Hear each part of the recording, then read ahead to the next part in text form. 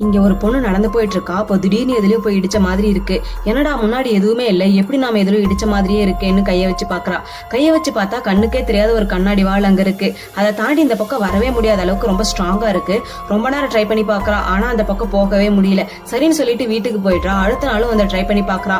அப்பயுமே அவளால அந்த பக்கம் போக முடியல. இவனும் பயப்பட ஆரம்பிக்கிறா. அப்போ திரும்பி வர வழியில் ஒரு வீடு இருக்கு. அந்த வீட்டுல ஒரு தாத்தா பாட்டி ஏதோ வேலை செஞ்சுட்டு இருக்காங்க. அவங்கள போய் பாக்கலாம்னு சொல்லிட்டு அங்க போயிட்டு இருக்கா.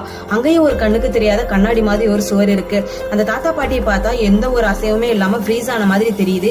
ஏன் இப்படி இருக்காங்கன்னு அவளுக்கு தெரியல. அப்படியே போயிட்டு இருக்க. கொஞ்ச நாளுக்கு அப்புறமா அவளோட காரை எடுத்துக்கிட்டு பின்னாடி வழியா போகலான்னு போயிட்டு இருக்கா. அப்படி போயிட்டு இருக்கும்போது திடீர்னு ஒரு இடத்துல போய் இடிச்சிடுறா. அங்கேயும் ஒரு இன்விசிபிள் வால் இருக்கு. அங்க இருந்து 20 அடி தள்ளி இன்னொரு கார் ஆக்சிடென்ட் ஆயிட்டு இருக்கு. இப்பதான் அவளுக்கே தெரியுது அந்த கண்ணுக்கு தெரியாத சுவர் 20 அடி இருக்கும்னு. இதை உடச்சிட்டு போக சாத்தியமே இல்லைன்னு புரிஞ்சுட்டு வீட்டுக்கு போயிடுறா. இப்படியே ரொம்ப வருஷங்கள் போகுது. யாராவது வந்து நம்மள காப்பாத்த மாட்டாங்களா, அந்த சுவர் எப்போ மறையும்னு காத்துட்டு இருக்கா.